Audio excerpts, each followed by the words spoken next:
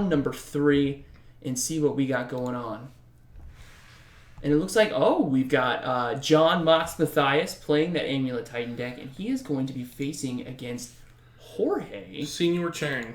Senior Chang. For those of you who like Community, it's Senior Chang. Senior Chang. Oh, nice. Nice. And I said Grixis, just based off the sideboard. And this is what happens, guys. If you guys are new to the stream, we do not watch the matches at all.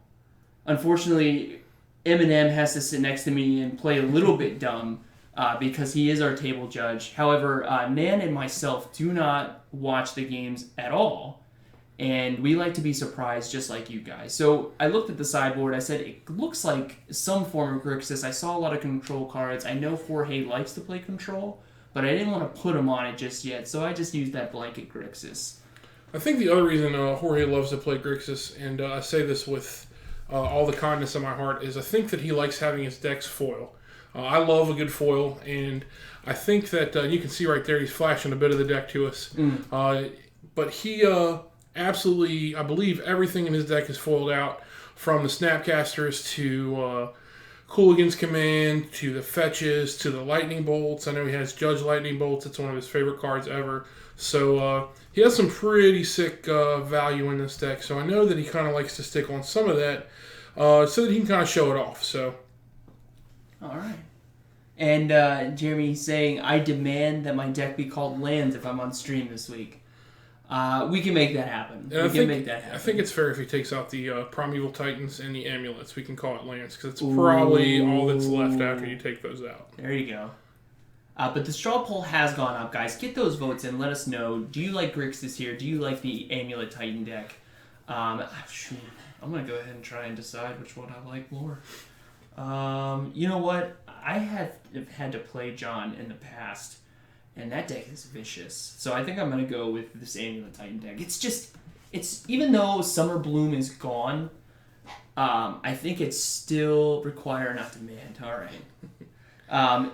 It still can eke out turn 2, turn 3 kills. Yeah, and the thing about John is, and this is no disservice to Jorge, but when I watch him, I see him make lines that are very, very intricate, and he takes a deliberate amount of time on his turns, but he makes some plays, and I think in this matchup the key is going to be for him to look for his opening, and I know that John is comfortable enough with his deck to know that he doesn't need to force a Primeval Titan or something through that's not necessarily there. I know that, again, he's going to look and he's going to wait. And John has said many times before that you don't play against your opponent as much as you play against yourself. And if he just keeps an eye on his life total and waits for his opening, it's going to require a lot of work out of Jorge to make sure that he doesn't just lose. And dropped one of John's cards there and wanted to make sure he didn't see it and make sure it got back in there correctly. Well, there you go. So just as we're shuffling up and we're getting the 7 cards, for anyone that doesn't know what the Amulet Titan deck is, can you give us like a quick breakdown on what it's trying to accomplish? Amulet plays a lot of tutors, things like Ancient Stirrings, Teleria West, Summoner's Pact, in order to find the pieces that it needs. It tries to abuse things like Amulet or Azusa to really take advantage of playing extra lands or, using these Karoo lands, the bounce lands out of the original Ravnica Cydia guilds in order to generate large amounts of mana. And if they get 2 amulets in play, they get to untap it twice before that they have to return a card to their hand, so they can actually just net 4 mana before they even have to bounce another land, and they can ramp out a really quick Titan that way. In theory, turn 3, I believe, maybe probably even earlier than that. But that's the idea, and it just generates a large amount of mana very quickly. But it's pretty consistent using the tutors that it does to make sure that it has, the packs if it needs to have control, to have the Pact of Negation if it has control, the Summoner's Pact to find either Azusa or Primeval Titan. And once it gets a Titan out, it's got a couple lands it can search for to give it haste, to give it vigilance, to give it double strike. It's really kind of a toolbox, but usually it ends with a big double striking vigilant Titan. Okay, all right. And just curious, and I'm not sure, you can drop it on turn 2. as Jeremy's letting us know. Does it also run the Hive Mind side package? Some do, and if they do, they usually play it in main deck. I think John said he took it out, but I do know that when I would watch him sideboard, he usually sided it out after game one. I don't know that it's really necessarily that strong, but I know it can also just steal games sometimes. And what that's looking to do is resolve Hive Mind, which basically says whenever a player copy or casts a spell, their opponents have to copy it. So they'll use a pact that presumably their opponent can't pay for, and then they'll copy it, and the opponent gets the effect of the pact, but then they just lose because they can't pay for the pact trigger during their upkeep. So. Okay. And Jeremy also playing this style of deck, letting us know Mox doesn't run it, but I do. Okay. So that's I'll ask Jeremy as we're getting things together here. Does that work for you? Have you found that you've utilized that part of the deck more often than not, or is it just Primeval Titan all the time? Literally throws cards at me. One at a time or all at once? Gambit was one at a time, but I have a feeling Jamie's more of an all-at-once kind of guy. All in or nothing. So we got an Azusa, a Cavern of Souls that I saw. He's going to scry that force to the bottom there. And this is a really land-heavy deck. I don't know an exact count, but I'd have a feeling it's probably upwards of 25 lands. And it doesn't really run any fetches. It looks like you played an Amulet there on turn 1, I guess. Gemstone Mine going down to 1 already. And Jeremy pointing out it does give you the one against... And yeah, so it's got to be an Amulet there. Yep, Simic Growth Chamber. And do Azusa. So Mox has got a pretty explosive hand here. And it doesn't look like Jorge's got much interaction. Just that Delta. Yeah. Yeah, if he has a Bolt or something in theory, he could tutor up a Steam Vent or a Blood Crypt, and that is a sleight of hand. Interesting. So he's going to look at 2 cards, put one in his hand, one on the bottom. The card was actually designed to emulate cheating, was the kind of joke, I guess, I heard with R&D. So Azusa getting in there for 1. Jorge going to go to 17. No, yeah, he was going to tackle Azusa, okay. but I think I had to remind him there that it just came out. So. Okay. There you go. So 17, Steam Vents, Thought Scour. He's going to Thought Scour himself, presumably. Kind of feed that graveyard for him. Yep. So. Oh, see, this is why I wanted to wait. So a Delver hits the graveyard. So maybe playing a little bit more tempo. Yeah, I know he plays cards, or I'm sure he plays cards like Gurmag, Angler. Mm-hmm. So, the Thought Scour himself is probably correct. It doesn't really do a lot against John anyway. It's not like he's got a bunch of key pieces. Mox adjusted Jorge's life total.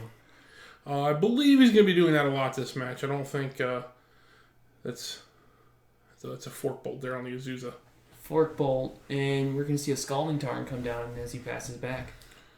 And you really need to get that Azusa off the table because, even now he's probably in a spot of trouble here because he's got a reader. Is that that's another one as well? I think that's the Crumbling Vestige. Yeah, I believe that is what it is.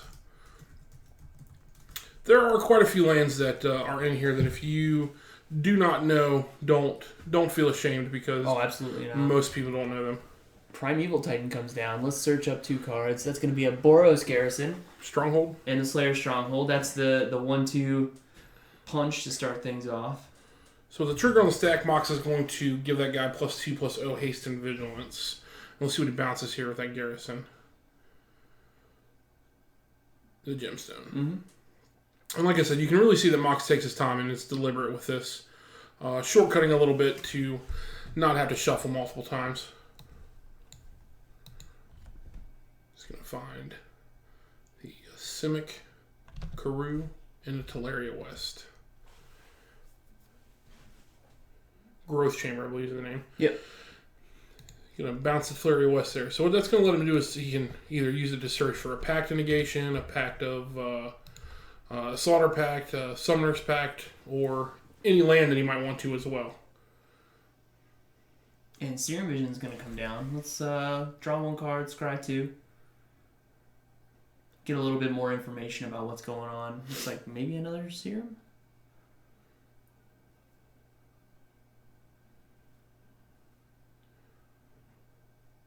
And passes back. No, I need a 10 from one. I was wondering. I was trying to see what the error in the play was there.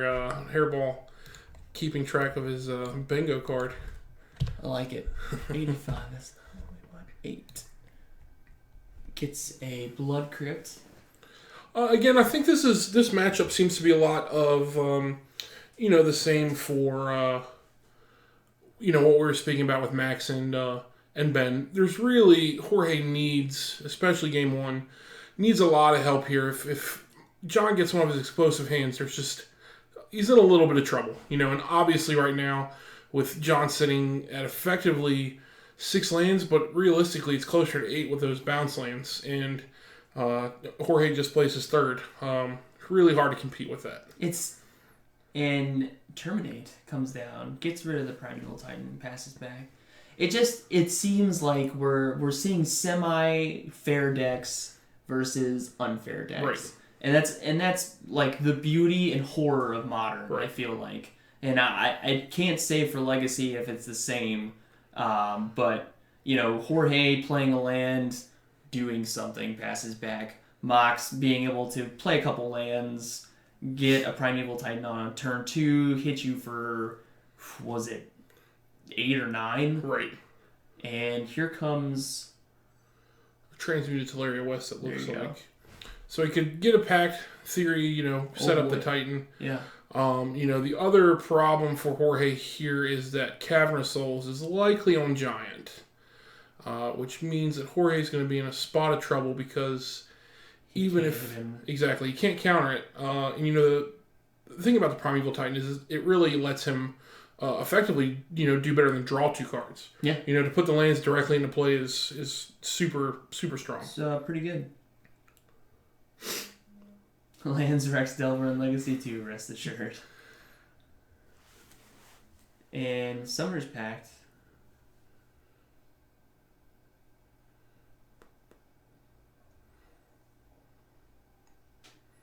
Yeah. Here's another Primeval Titan.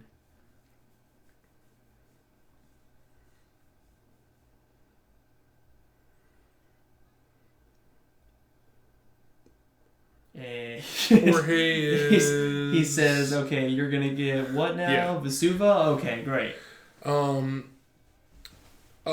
Chris, Hairball in chat asking, what was the Titan playing around by not going for the kill last turn? I do believe he actually did not have it because he had to tap out in order to activate the Slayer's Stronghold, and he needs 4 mana plus tapping the Boros Garrison in order to give it double strike. So he was shy a couple of land drops there in order to kill last turn. So we're going to move the sideboards after Amulet Titan being able to just kind of make Jorge scoop it up after 3 turns. Yeah. Which is really unfortunate. But we're going to take a look at these and see what we got going on. Oh, yes, one of these classic almost 15. Yes. Actually, I think based on what I had 14 cards. Yeah, 14 unique cards with 1 extra copy of Pyroclasm. Okay. So we've got Grixis. We've got, which one would you like? Your choice, sir. My choice? Your okay. Choice. I'm gonna go ahead and read Jorge's. He's got 2 Counter Squalls, 2 Spreading Seas, 1 Crumble to Dust, 1 Vandal Blast, 2 Dispel, 1 Tribute of Hunger, 1 Izzet Staticaster, 1 Grim Lavamancer, 1 Spellskite, 1 Magma Spray, 1 Engineered Explosive, and 1 Kolaghan's Command. I think Counter Squall is good here. Spreading Seas is definitely good here to be able to kind of change those key lands into islands to just kind of slow Mox's play down a little bit. The Vandal Blast is probably okay. The Tribute of Hunger, I'm not sure what it is. Target player sacrifices a creature and you gain life equal to the sacrificed creature's toughness. Ooh, okay. All right. I'm actually okay with that. Yeah, so... Go ahead. I think what you're going to run into here is that there are a lot of good cards for Jorge out of his sideboard, or fine cards. There's nothing overly great outside of, I think, the Spellskite, the Counter Squall, the thing is that a lot of these cards are okay, but it's what does he have in his main deck that's worse. Okay. Spreading Seas is at first glance, I think, good, but then when you consider the fact that Jeremy just pointed out in chat as well, they can just bounce the land with their Carouse. Oh, and good point. But however, it does slow them down a little bit, and at least it replaces itself in cycles. So if Jorge does have some cards in his deck that are not strong at all, you could see Spreading Seas come in, but it's probably not his first choice of cards to bring in. Whereas something like Spellskite, it's great when he resolves it because you can make the different land effects that John has target his Spellskite so that his Primeval Titan can't get haste or can't get double strike. So those are good to have in there as well. John himself is running a Radiant Fountain, a Grafdigger's Cage, an Engineered Explosives, a Dragon Lord Atarka, a Bajuka Bog, a Swan Song, a Malira, a Pithing Needle, a Slaughter Pact, 2 Pyroclasm, a Spellskite, a Seal of Primordium, and a Nature's Claim. What do you think? What do you think he's got coming in there? So let's see, man. Bajuka Bog, I think, is definitely bring in, especially if Jorge is playing those Delve creatures, to be able to just clear up his graveyard. I like the Bajuka Bog. Even Slaughter Pact seems... Well, he could pay for the Slaughter Pact if need be. Slaughter Pact seems fine. And... that's all I can truly see. Maybe a Radiant Fountain if he feels like his life total is being threatened with the burn spells, but yeah, I think you're right there. There's not a lot to me in the sideboard that comes out as something that's a must bring in. Bajuka Bog, probably you're right. I think that he's probably going to put him on things like Gurmagan, probably a Tassiger maybe in there, or even Snapcaster. It stifles that a little bit as well. The Grafdigger's Cage maybe as well for the same reasons. It's pretty weak, but to turn off Snapcaster again, it's going to be what he has in his main deck, I think, that's not good in the matchup. Whereas, there's no cards to me that are particularly standouts that have to come in. Okay. I will say that Dragon Lord Atarka is quasi-terrifying. I'm not really sure... what he brings that in against, but I'm sure whatever it is equally going to be terrified because that thing is huge and probably creature-based decks to neutralize some of their smaller threats to dole out the damage that way. Oh yeah, just a board sweep for any of those weak, toughness creatures. I'm not really sure what planeswalkers he would be fearful of, but that's definitely. Some kind of Planeswalker style deck. The Dragon Lord might hit as well. Mm-hmm. So Jorge, he's ready to go. He's texting. No electronic devices at the table, Jorge. Yeah, that light is vicious. Gotta get that soft artist lighting in there. Mm-hmm. Mm-hmm. Just so you guys know, too, don't forget the 29th is going to be the PPTQ at Comic Kung Fu sealed. I believe we're starting at 10. Oh, excellent. Registration at 10, and I think deck construction starts at 11. So for those of you that want to try to grind into a regional PTQ, your first opportunity nearby will be at Comic Kung Fu 2 Saturdays from now. So. Nice. Okay, all right. Very cool. Actually, after doing the pre-release, I think Kaladesh Sealed is pretty solid, right? Yeah, I think some people I've spoken with prefer the draft, and some people prefer the sealed. So it might be more of a personal preference as to which you like. I know that there's always the vehicles decks that people tend to try to build. Yes, Room. There was actually a vehicles deck that top 8'd the Pro Tour this weekend. I think was it constructed? Yeah. I think it was red-white vehicles, I believe is what it was. So thankfully it lost in the first round. I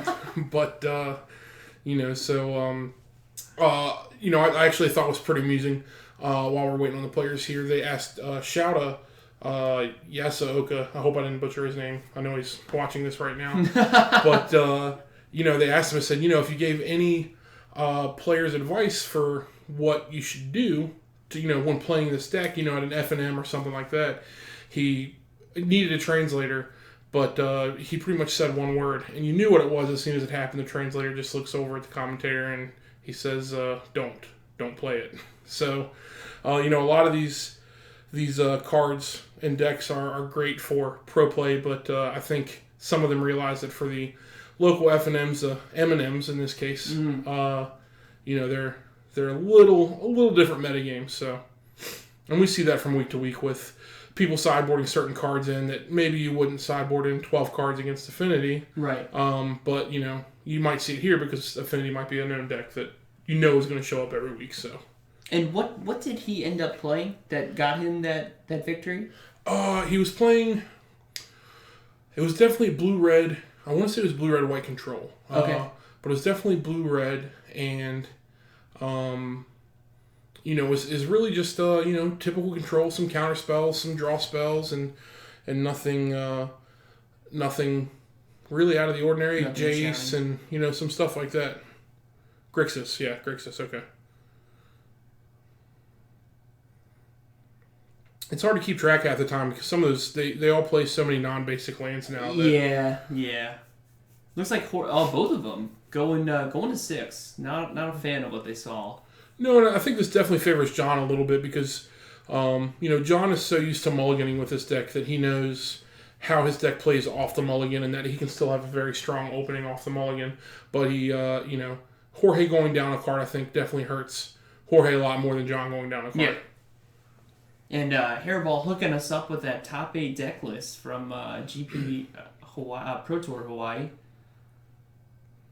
Man, just to, you can invite me to Hawaii if you want.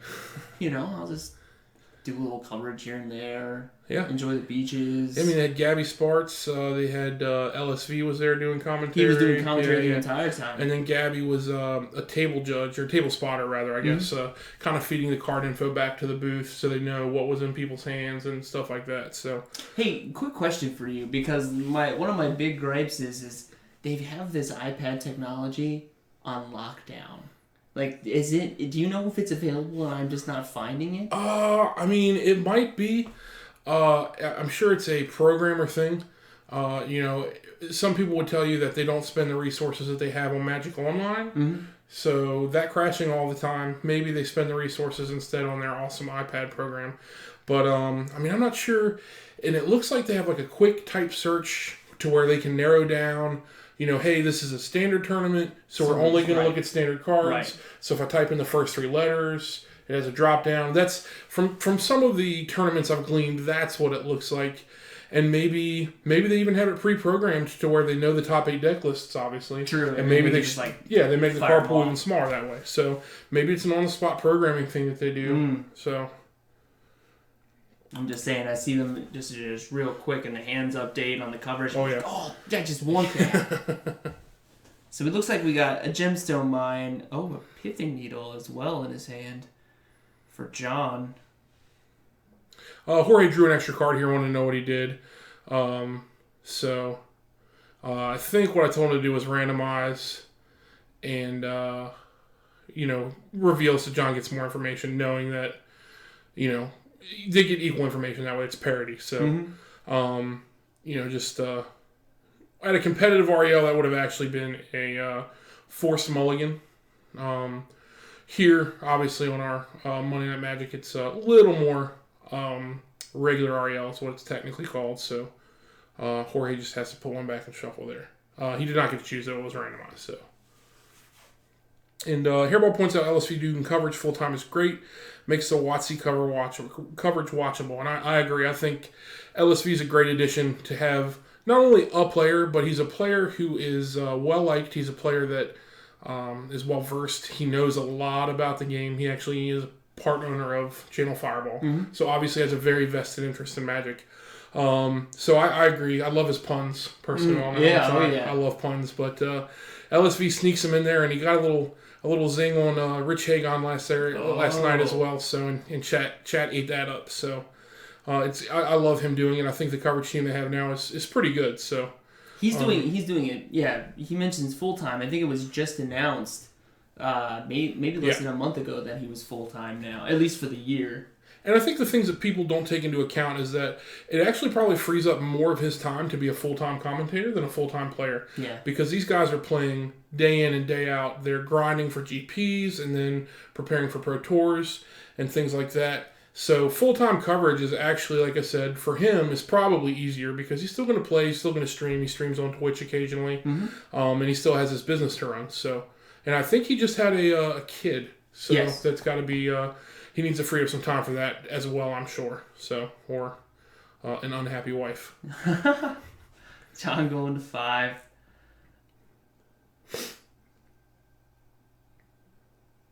Jorge kept 6. Yeah. Okay.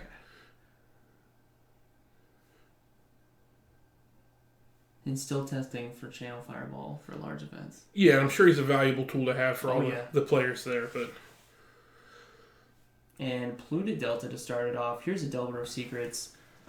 Let's say Steam Vents. It's like a casual $300 turn 1 for Jorge there. Yeah, I guess it's actually about to go depending on what he fetches here. Yeah, you know, 350, 375 Star City value turn 1. It's disgusting. How can you just look at that and say, here's I think that's actually more than Mox's whole deck. Oh my. I believe. Yeah, it's $325, $350, whatever. Well, he's also a Commander player, so for him, I'm sure this is par for the course. So Delver of Secrets coming down. Jorge hoping for a turn 2, 3 damage against John. That's always the goal. Blind flip. Is that City of... Yeah, City of Brass? Okay, so Ancient Stirrings. Not Expeditions. I think he sticks with these for probably the same reason I stick with mine, Hairball, and that's... we already had these play sets or sets signed and foil. And for me personally, I prefer, but I can't speak for Jorge, so...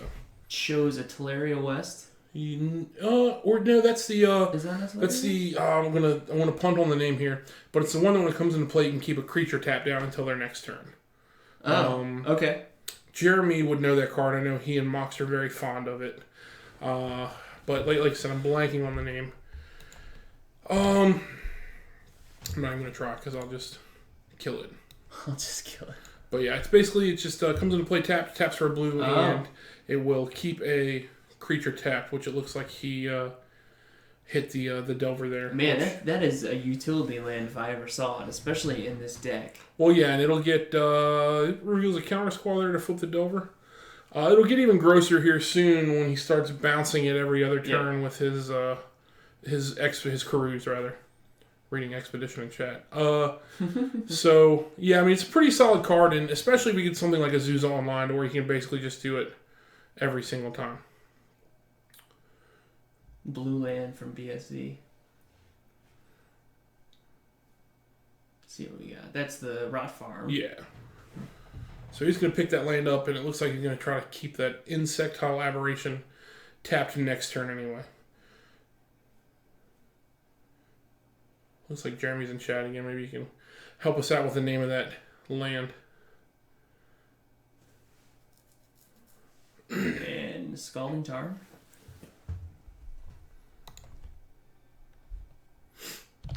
$16.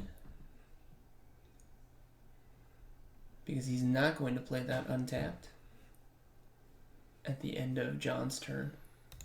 I think they were just counting damage there to make sure everything was on the level. So I think John maybe had a different life total recorded than was on the iPad there. And Sean wisely keeping track, even though he's got the iPad there. It's good to do that for any of you players watching at home because you can really start looking at differences in, I did this. Jorge's not really keeping track of life total, so if there is a judge gets called over and there is any question, if they can walk through and say, hey, there's this here and this here and this here and this happened and this happened. But, it's always better to keep your own life total on your own paper and your opponents as well if you can. He's going to play the Mystery Land again to keep that Insectile Aberration down. He will take 3 off Jorge's turn first before he can tap it back down. That looks like... Is that the Pithing Needle? I believe that it is. I'm trying to remember here. Counter Squall is going to come down. No worries, no worries. Skyline Cascade is the name of the card. Okay. There it is. And this is I've talked to John about this card. He played it against me. He's got it in chat already. The Heartless Summoning. Sorry. Yeah, that card's super spicy. That's one of the main differences between John and Strog Smash's deck there. Strog Smash opting to play with the Mana Accelerant Sakura Tribe Scout, and John opting to make his creatures a little smaller, but run them out 2 turns faster there. Scooter to his friends, the Sakura Tribe Scout. We're not friends, so I can't. Okay, I can't call her that. Yeah. Okay. I believe it's a female snake. To her friends. I don't know. My apologies. This is 2016, so yeah, you gotta be careful. Get it together. Sorry. I'll have to form an apology. Yeah. Here's another Steam Fence. Taking Jorge to 13.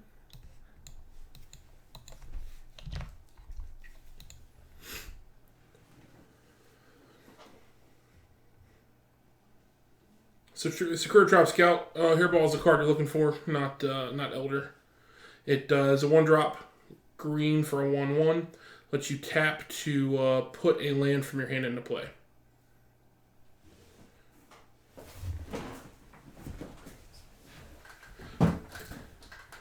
Yeah, Strong Smash, I think that seems to make sense. I mean, there's nothing wrong with playing different decks or even different builds of decks to get familiar with different lines that you may see. And I mean, it might be that you come later and you find it's better to, maybe there's a reason to switch away from Heartless Summoning. Maybe something comes out and then you've got that other deck to fall back on. So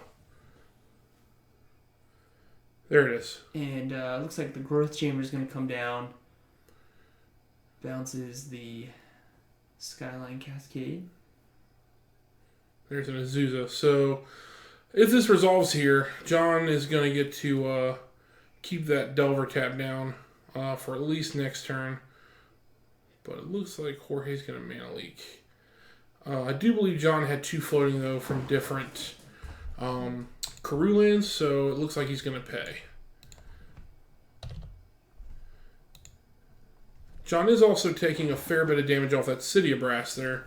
I believe that the Insectile Aberration is only connected once. So he has done quite a bit of damage off of to himself.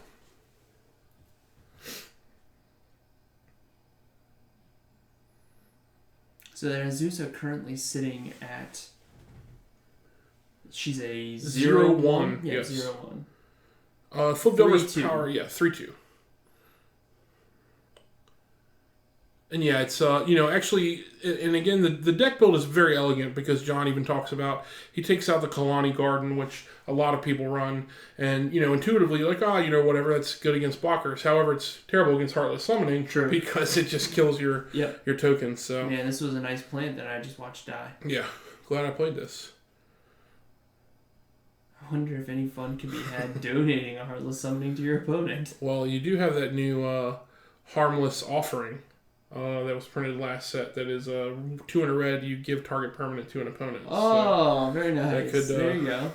That might be the start of your deck there, Jeremy. Yeah. I'm Evil Titan. Yeah, he's pretty good. And John pointing out that he has that Heartless Summoning to make him cost 2 less, where he was kind of trying to figure out why there's only 4 mana Wait tapped. a second. Snapcaster Mage is going to come down, and he's going to say Mana Leak. And John's going to have this Extended Art Pact of Negation. The card that we kind of missed earlier due to the glare was a Graph Digger's Cage that John was trying to get down there, so that definitely would have hurt the Snapcaster, obviously.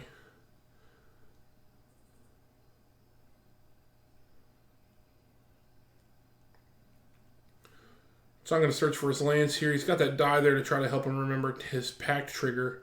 I know you bingo card guys at home there are hoping on that one, some of you. So I have a feeling, having seen John play before, that he will not forget his pack trigger. No, yeah, I mean, it's with a die, it's very helpful. So, you know, tips and tricks for anyone that's interested. If you have any sort of upkeep effects, be sure to throw a die on top of your deck just to remind you, hey, why is this die here? Oh, I can't draw a card yet until I take it. Oh, that's right. Well, and of course, it helps to keep you from dying. So Ooh, good point. There's that. Good point. The other thing that's interesting about it, too, is don't put your card on top of your library, because some judges, in fact, most all of them, are going to frown upon that because card needs to be in the correct zone. Okay. And you see the same thing with rebound. You know, a lot of judges don't like you to put your rebound card on top of your library because there's things that affect, and they don't want it to just kind of sloppy play, I guess, that could mess things up later. So I believe John shortcutted here and bounced his Skyline Cascade. No, I guess not, because it's untapped, so never mind. So now I did bounce it, yeah. I believe that Zeus is going to give him the extra land play. Yep. Let's just go ahead and freeze that insectile. And I will have this 5/5 Titan. Pass back. Jeremy, having no knowledge of the later games to be played tonight, I have no idea what you're talking about. So,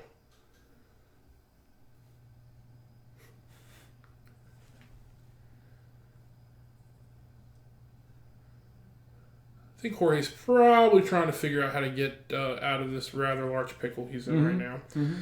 One of the weaknesses of the Grixis deck is it doesn't have a lot of action after something's resolved. It can keep things from resolving, but once you get something fat down like this Primeval Titan, you know, Cryptic, some play Vapor Snag,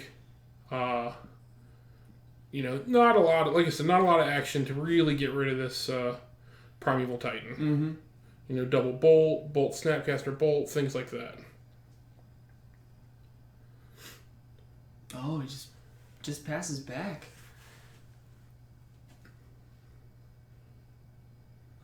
The type to jam 4 packs in a turn and just YOLO it.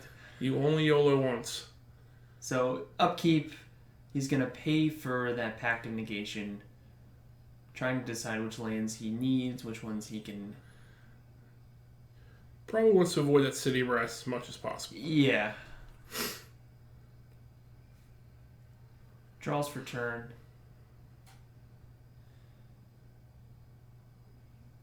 Looks like he may have another Primeval Titan in hand. Some guys have all the luck. No, right? And let's go to combat. First trigger.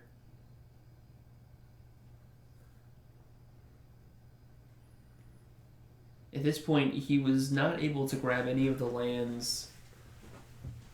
Well, he just didn't have with that pact of negation, it kind of messed up his count. So he has to be going to get that Boros Garrison now. Yeah, and I mean, he without the amulet, he's really not on being able to kill this turn anyway. Plus, I find it hard to believe that Jorge has stone nothing in his hand to do to interact.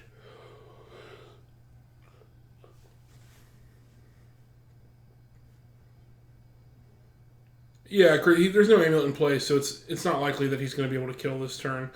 Whereas normally he'd be able to, fetch up right now, in theory, his garrison and stronghold, and with the correct mana already in play, just crash real hard. Looks like he picked up at least the cavern. Yeah, cavern and something else. Probably the utility lane there, Skyline Cascade as well.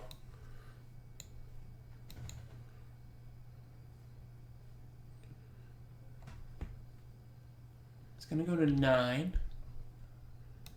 Only able to soak up 4 of that 5 damage. I'm sorry, 1 of that 5 damage.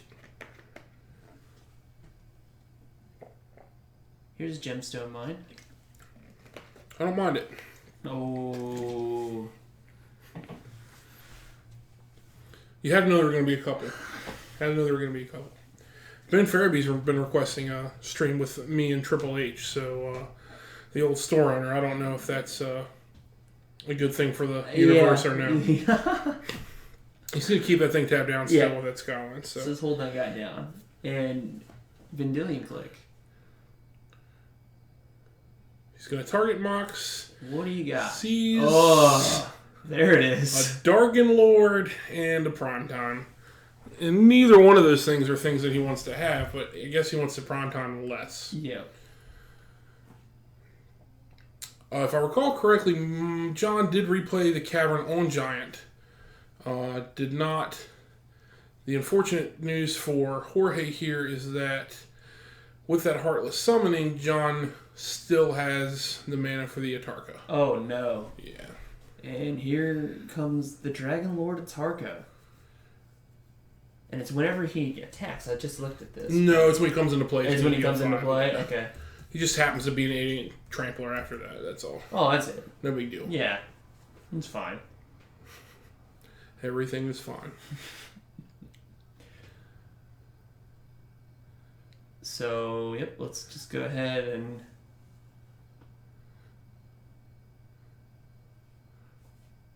I can't get you, but I can get your creatures. I don't think he's going to bolt the Primeval Titan to kill it after, because it has that 2 damage on it from the Snapcaster. And that Heartless Summoning gives it -1. Yep. I don't believe Jorge plays Hidetsugu second right. Well, that'd be pretty if good. If he did right, that would be perfect. Man, yeah, geez. it's Xaxes. But just, gotcha. I don't think that that's in at 75. But he does play Tassiger. Tassiger is a fine card, but in this moment, yeah, he doesn't really do a lot. Yeah, it's it's just a guy. Yeah, in fact, it still dies to the Primeval Titan. Yeah. Does not look good for our Grixis player. Senior Chang.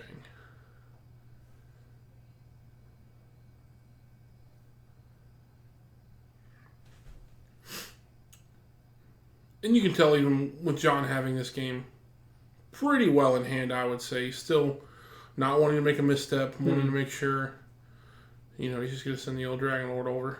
Sure. He's going to fly over, hit Jorge down to 2 because of that Heartless Summoning, and then plays a Summoner's Pact. He's not going to let his foot off the gas here. He's going to have a counter spell, though, and it should take John down to 8. Alright, quick. We need him to play his Radiant Fountain. Get him back up to 10. That's right. Second right comes in. I really think that John should have attacked with Azusa there just to send a message. I think at this point, Azusa's not gonna do too much as a 0-1. But, just to send a message. Just to send a message. Let him know who's boss. That's it.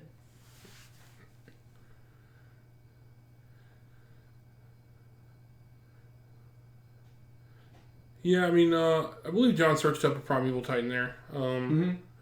Or tried to, but it got counter-spelled, rather. I'm not sure the final card in John's hand. There's really no need to deploy anything else at this point. Jorge's just dead on board. Yeah, so. sitting with 2 cards in hand is tough.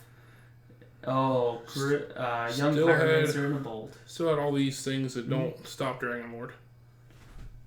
He's like, if I just had my Insectile Aberration, I could have at least blocked that dragon and still died. Yes.